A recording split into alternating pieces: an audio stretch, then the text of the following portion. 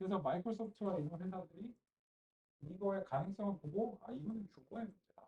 해서 돈을 빵 투입하니까 챗GPT가 뻥이 나오는 겁니다. 그거는 돼요. 이건 되는 게 이미 알려져 있는 상태이기 때문에 이건 되는 문제인데 자율주행은 누구도 완벽하게 해결하는 게 없습니다. 그래서 이제 그런 측면에서 되는 것들은 잘 되고 근데 그것도 이제 어느 정도 한계점을 가지고 있다. 이런 쪽으로 말씀을 드리고 싶었습니다. 그래서 저도 이 업계에 찬물을 끼얹고 싶지 않습니다. 왜냐면 제가 먹고 사는 이 업계니까 잘 되길 바래요. 잘 되길 이제 바라는데 이 기대 수준 자체가 잘못 설정이 되면 오히려 약간 올라갔다가 저 사기하고 다 무너질 수가 있기 때문에 기대 수준을 서로 잘 조정하는 게 되게 중요한 일이라고 생각하고 있습니다. 그래서 그렇고요.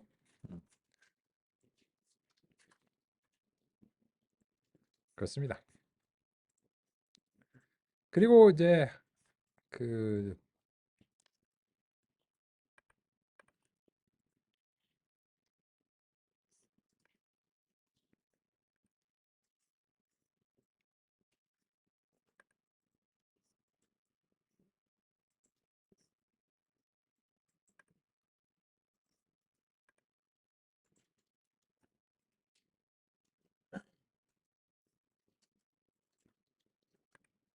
아이고, 잠시만요.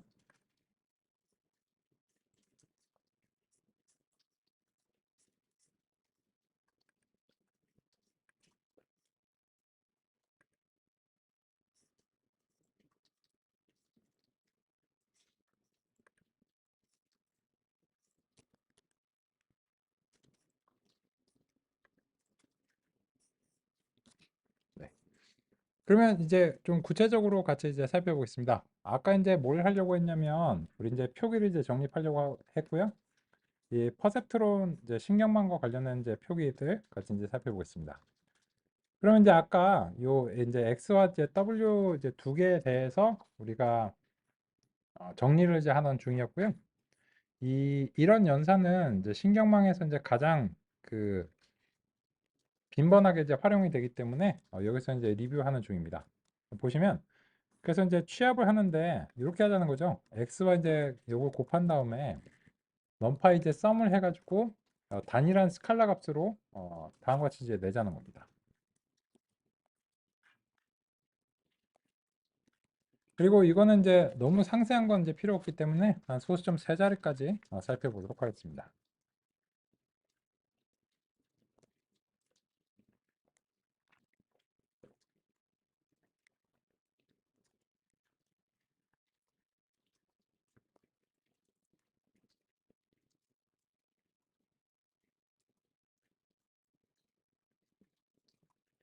그런 어떤 임의의 이제 값으로 이제 설정이 되는데 요거를 이제 수행하는 것과 관련해서 이제 약간 다른 스타일로도 살펴보고 싶습니다. 뭐냐면 numPy에서 이제 XW 내적을 수행하면 이제 이 두 값이 동일하다는 사실을 알 수 있습니다.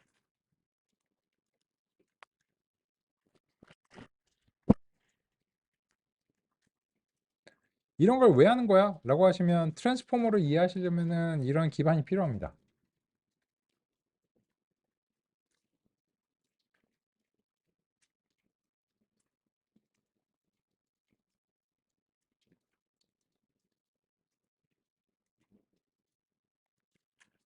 즉 여기서 이제 썸이라고 하는 것은 xk와 이제 wk의 합계를 이제 구하는 겁니다. 요거를 이제 풀어서 쓰면은 w1 x1 w2 x2 wn xn 이런 식으로 이제 되는데요. 근데 이거를 두 벡터의 내적으로 표현하면은 연산은 이제 표기가 간결하고요.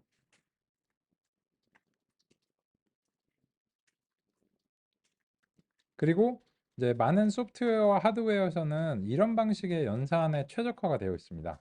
특히나 이제 GPU가 이런 연산에 최적화가 되어 있습니다.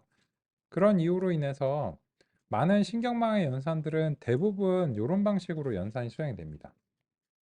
그래서 이제 그런 점들을 같이 이제 리뷰해 보고자 했습니다. 그래서 이제 이 신경망이 이제 다음과 같이 이제 구성이 됐는데, 요게 이제 그 퍼셉트론의 이제 근거가 되는 겁니다.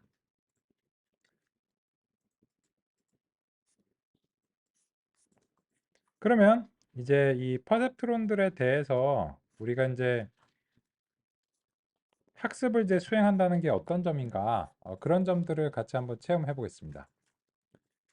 이 논의를 위해서는 이미 구현된 틀을 좀 활용하겠습니다. 왜냐하면 여기에 대한 이제 상세하게 구현하는 거는 현재 우리의 범위를 많이 벗어나기 때문입니다. 그래서 먼저 scikit-learn이라고 하는 곳에서 예시 데이터를 헬로 머신러닝 예시 데이터를 좀 가져오겠습니다.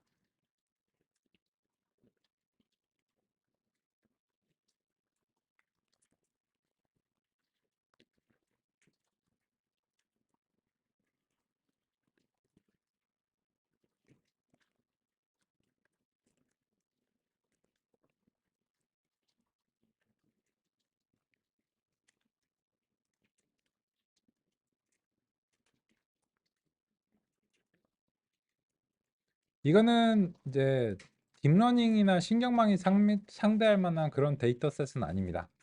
근데 이제 퍼셉트론에 대해서 이제 논의를 드리기 위해서 다음과 같이 이제 가져왔습니다.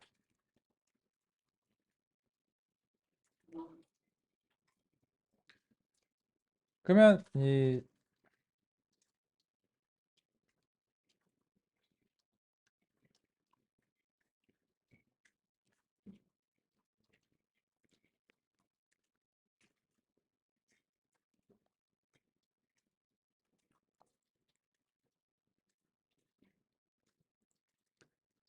그러면 이제 요 데이터셋에 대해서 이제 간략하게 소개 이제 드려야 되겠죠.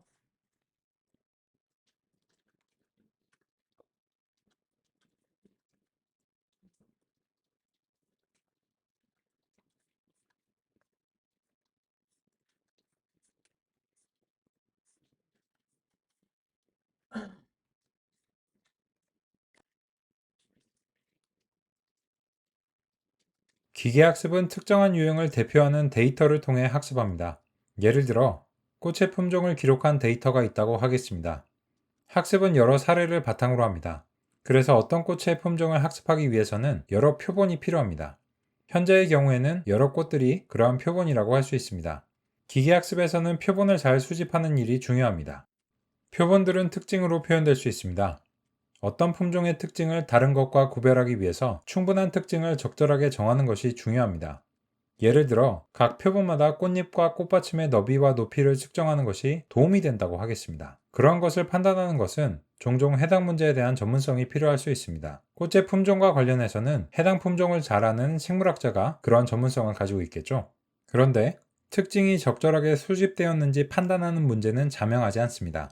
여러 기계학습의 기법을 통해 적절한 특징을 선별하거나 또는 표현된 특징을 다른 방식으로 바꿔야 할 수도 있습니다. 처음에는 전문가의 경험을 통해 특징을 선별하고 기계학습 모델을 훈련하고 평가하는 과정을 거칩니다. 그러면 이제 현재 적재하신 데이터는 이 붓꽃이라고 하는 표본을 다음과 같은 1차원의 텐서 형식으로 변환한 것입니다.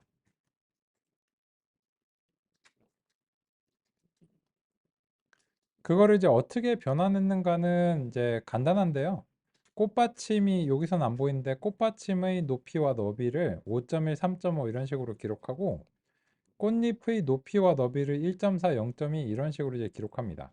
그럼 이제 하나의 표본은 다음 같은 하나의 엔트리가 되겠죠. 그죠? 그리고 이제 다음 표본은 이제 다음과 같이 이제 될 거고요. 그리고 이 붓꽃은 이제 세 가지의 이제 품종이 있다고 합니다. 그래서 품종을 분류를 잘 하는 게 목표인 경우에 다음 같은 데이터셋을 이제 가정하고 있는데 이 데이터셋은 1937년에 수집이 됐고 헬로 머신러닝의 예시로 이제 사용이 됩니다. 통계 쪽이나 머신러닝이 이제 헬로 월드 데이터다라고 할 수 있습니다.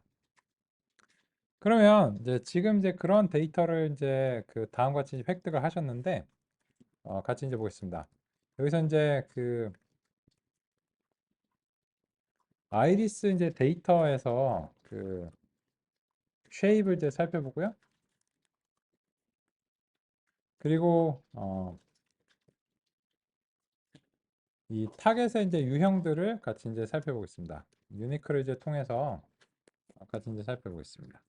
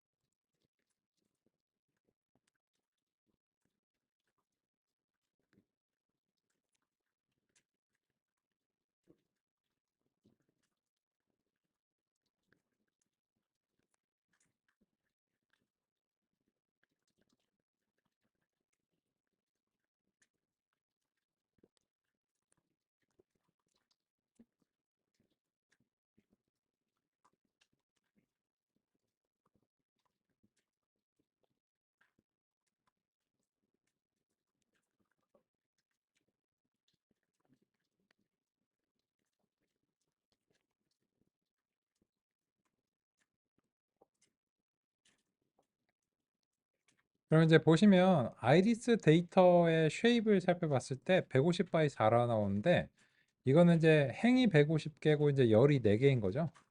그걸 이제 시각적으로 표현하면 다음과 같은 이제 행열이고요. 그러면 이제 여기서 이제 S by N이다라고 하는 일반적인 표기를 사용하고 있는데 그 중에서 이제 150이 S개고요. N이 4개입니다. 그러면 이 중에서 어떤 i번째 표본은 X1, X2, X3, X4로 이제 되어 있고 이 i는 1부터 이제 S개인 거고 그거를 축약적으로 표기하면 앞으로 이제 이렇게 쓸 수 있을 것 같습니다. 그리고 이제 이 유니크에서 아이리스 타겟의 집합을 살펴보시면 012 이런 식으로 되어 있고요. 그리고 이제 각각이 50건씩 있다라고 하는 이런 점을 우리가 이제 확인할 수 있습니다.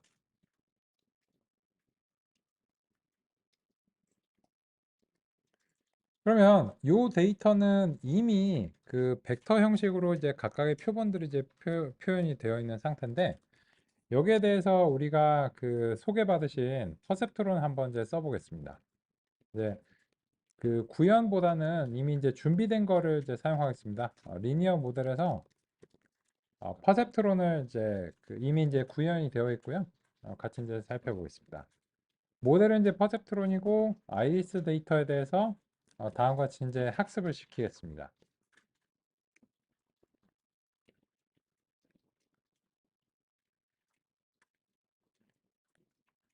그리고 나서 우리는 이제 뭘 살펴볼 거냐면 이제 학습된 가중치를 살펴볼 겁니다.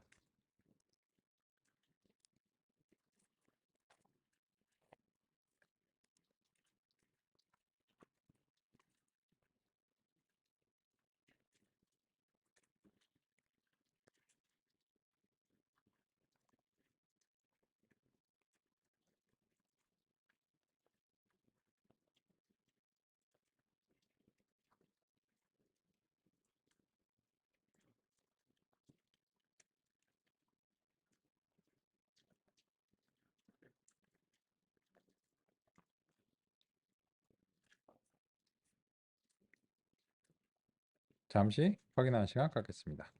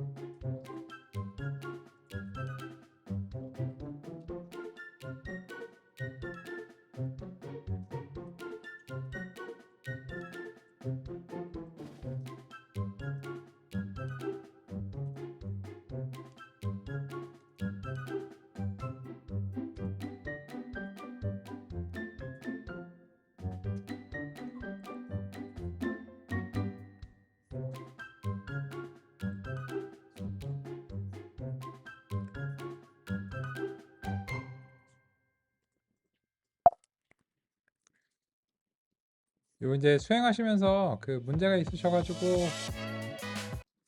그 제가 이제 안내드린 대로 이제 잘 캡처하셔서 이제 그 보내주셨는데 같이 이제 살펴보겠습니다.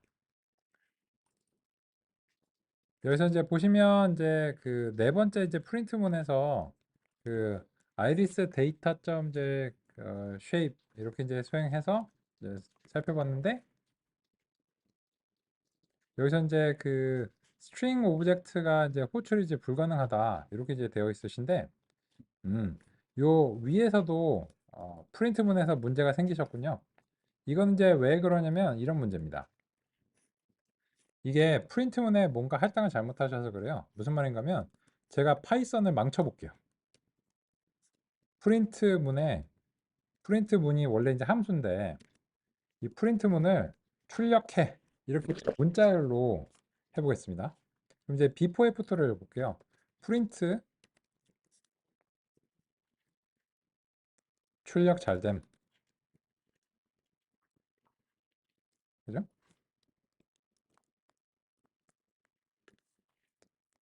출력이 잘 되죠, 그죠? 근데 프린트문에 출력해를 이제 수행하시고 난 다음에 요거를 그 이렇게 이제 해볼까요? 그러면 이제 지금 겪으신 문제가 발생하죠. 이거는 프린트문이라는 함수를 그 이제 문자열에다가 어떤 이유에서든지 잘못 할당하신 겁니다. 그죠? 그러면은 이거 어떻게 된 거야, 봐봐. 파이썬을 망가뜨리신 거예요. 그죠? 파이썬을 망가뜨린 거야. 어떡하지? 다행히도 해결책은 간단합니다. 해결책은 간단하고 여기서 이제 이 프린트문은 빌트인 함수이기 때문에 함수인데 이런 식으로 이제 잘못 할당하시면은 이제 그 빌트인 함수가 이제 탐지가 안 되고 그래서 이제 여기서는 네, 사냥키를 먹었네요. 이제 프린트문에 이제 할당된 그 이제 변수의 할당을 이제 삭제를 해주셔야 돼요.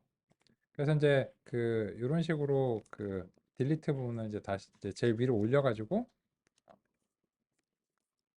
처음에 이제 딜리트가 이제 있으니까 순서상 이런 식으로 이제 해보겠습니다. 그래서 이제 이런 이게 그 프린트문을 그 작성하시다가 어떤 이유에서든지 저렇게 이제 할당하신 적이 한 번 이상 있어서 이제 그렇습니다. 그래서 이제 프린트문에서 이제 문제가 생기신 거니까 간단하게 말씀드리면 그 요거는 이제 제가 보여드리기 위해서 한 거니까 이거 하실 필요는 없고요. 요걸 하시면 됩니다. 아무 데서나 요거를 이제 하시고요. 그리고 이제 앞으로는 저렇게 하지 마시고요. 그죠? 이거는 이제 아마도 오타와 실수에 의해서 저렇게 이제 되신 것 같습니다. 잘 보내주셨어요. 그죠? 잘 보내주셨고, 그, 이런 식으로 이제 그 보내주시면 우리가 이제 서로 효과적으로 얘기하기 좋을 것 같습니다. 잘 받았고요. 또 이제 그 원인에 대해서는 제가 이제 잘 짐작해서 살펴봤습니다. 그렇고요. 그러면 이제 여기에 대해서 우리 그 퍼셉트론이 과연 예측을 잘했는가 이게 이제 궁금하잖아요. 그죠? 그래서 이제 그 점을 이제 같이 살펴보겠습니다. 그러면 이제 예측을 어떻게 했는지 한번 보겠습니다. 아이리스 데이터를 이렇게 넘겨주고 예측을 어떻게 했는지 볼게요. 그럼 이제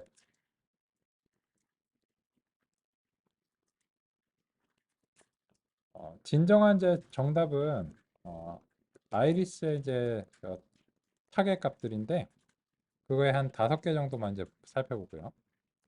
그리고 이제 예측은 그야말로 이제 예측이죠. 이런 식으로 이제 비교해서 좀 보겠습니다.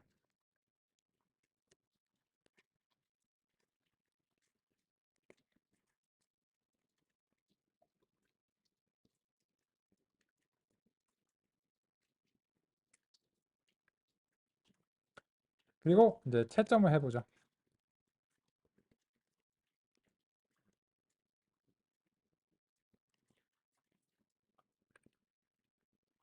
그리고 나서 이제 몇 개나 맞았는지 한번 볼까요?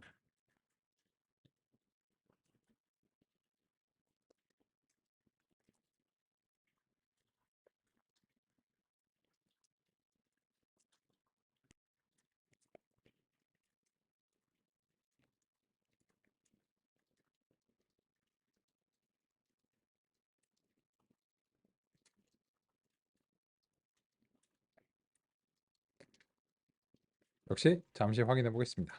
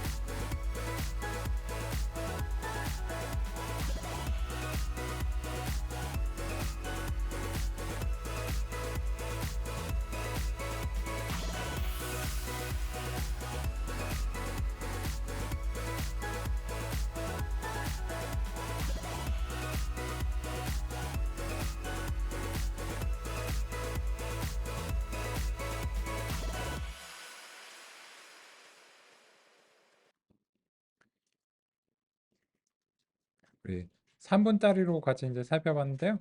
보겠습니다. 보시면 이 모형이 이제 데이터를 받아서 예측을 이제 수행을 이제 했죠. 예측을 이제 수행했는데 코드로는 이렇게 이제 작성하는 부분에 대해서 우리 이제 좀 표기를 서로 이제 해보겠습니다. 먼저 첫 번째로는 모형을 임의의 함수 f라고 앞으로 이제 표기를 좀 해보겠습니다. 그러면 그 함수의 입력으로서 x라고 이제 표기를 하기로 하고요. 이런 표기는 우리가 중학교 때 이후로서는 익숙한 표기라고 생각합니다. 그래서 이제 그 모형의 출력으로서 이제 y라고 하겠습니다. 그런데 이때 요 x가 이제 어떤 출력으로 귀결되는가 라고 하는 것은 이 매개 변수에 달려 있습니다. 그래서 이제 매개 변수 이제 w에 의해서 이 함수의 속성이 이제 결정이 됩니다. 그리고 이 함수가 출력한 값은 진정한 정답하고 구분하기 위해서 예측 값에는 이런 식으로 모자를 씌우겠습니다. 그리고 이제 우리가 관심 있는 것은 그래서 진정한 정답하고 예측 값이 동일하냐 이런 점이 이제 우리가 이제 궁금한 점이고요. 결국은 이게 우리의 목표라고 할 수 있습니다. 그런 측면에서 이제 이 현재 학습 알고리즘이 뭔가 이 자기 딴에는 W를 뭘 설정을 했어요. 설정을 했는데 그게 효과적인지는 실제로 이제 데이터를 집어넣어서 이제 평가를 해봐야 됩니다.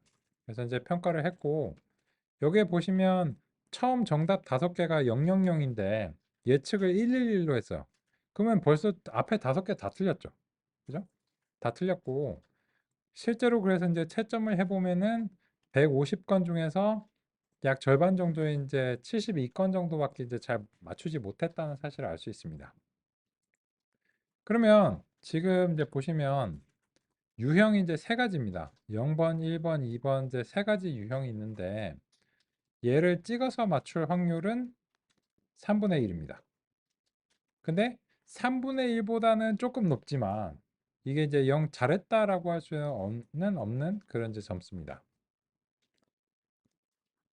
잘한 걸로 보여줘야 되는 거 아니겠어? 맞습니다. 그래서 이제 퍼셉트론이랑 원리는 동일한데 수학적인 안정성을 계산시킨 로지스틱 회귀라고 하는 것이 이제 결과적으로 주로 사용이 됩니다. 그래서 퍼셉트론 대신에 로지스틱 회귀를 이제 가져와 보기로 하고요. 로지스틱 회귀로 이제 알고리즘을 바꿔보겠습니다. 그리고 나서 같이 이제 살펴보겠습니다. 그러면 다른 거는 아무것도 수정하실 게 없고 요 로지스틱 리그레션이라고 하는 걸로 퍼셉트론을 이제 교체를 하시면 되겠습니다.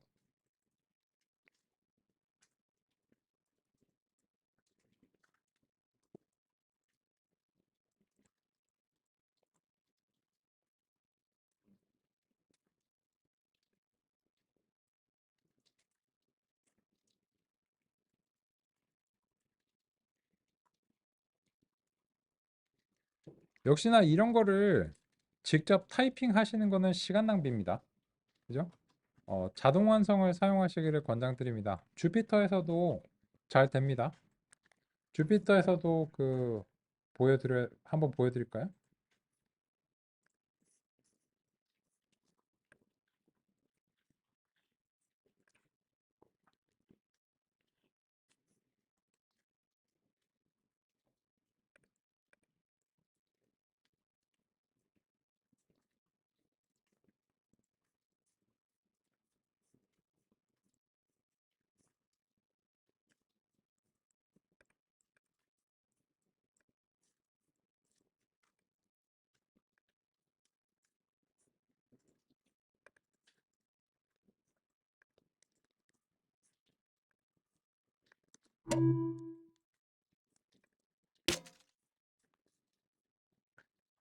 이게 만약에 이제 주피터에서 이제 보시면 그 데이원이 이제 없으실 거예요.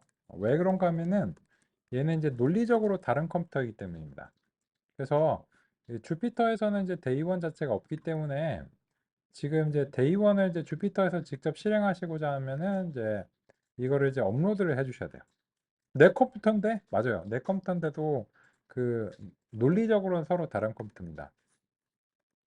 그래서 이제 텐서플로우 2 커널인데 여기서 이제 제가 이제 보여드리려고 하는 것은 여기서도 이제 자동 완성이 잘 된다는 것을 이제 보여드려야 될 것 같아서요.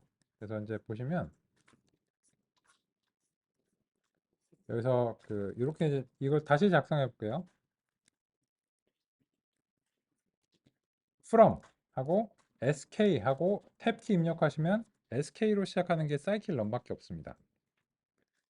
점 찍고 li 하고 탭키 입력하시면 리니어 모델밖에 없습니다.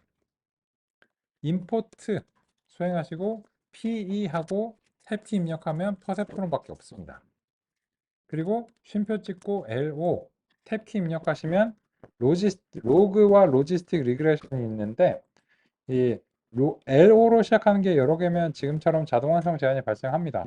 그래서 비주얼 스튜디오 코드를 써야만 자동 완성이 되는 건 전혀 아닙니다. 그래서 여기서도 시간 낭비하시지 않기를 이제 바라고요. 그렇습니다. 그래서 이제 동일하게 이제 진행해 주시면 이제 되겠습니다. 그렇고 이제 비주얼, 비주얼 스튜디오 쓰는 것은 이제 그냥 취향과 옵션일 뿐입니다. 저기서 자동 완성이 안 되는 건 아니고, 근데 이제 이런 건 안 돼요. 예를 들어서 이런 식으로 문법에 대해서 뭐 밑줄이 간다든지 이런 건 이제 안 되는데, 이거는 별로 탐 안 내셔도 됩니다. 왜냐면 비주얼 스튜디오도 이게 완벽하지가 않아요.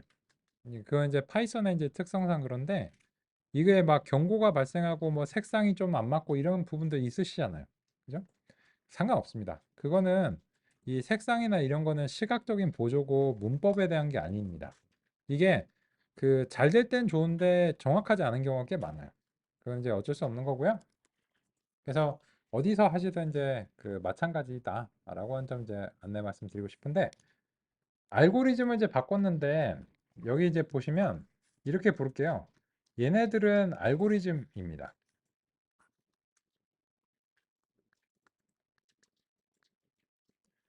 그러면 이제 요거는 뭐냐? 라고 하면은 이게 알고리즘의 이제 패밀리입니다. 그래서 리니어 모델이라고 하는 같은 패밀리에서 약간씩 다르게 구현된 알고리즘들이 있는 겁니다. 뭐 여러 이유로 인해서요. 그래서 같은 패밀리인데 포세트론에서는 얘가 잘 못했어요. 근데 로지스틱 리그레션이라는 알고리즘으로 바꾸니까 결과가 어떤가요? 150건 중에서 딱 4개만 틀리고요. 그래서 이제 97%의 이제 정확도를 보인다는 사실을 알 수 있습니다. 그래서 이걸 이제 보시면 퍼셉트론 이후로 이제 개선된 로지스틱 리그레션이 이제 사용이 되는데, 두 개가 이제 수학적인 안정성에서 좀 차이가 있지만 근본적으로는 이제 동일하게 동작하는 이제 모양입니다. 이게 바로 신경망의 가장 기본 단위인 퍼셉트론입니다. 우리는 쉬는 시간 이후에 마지막 시간에 또 이어서 살펴보겠습니다.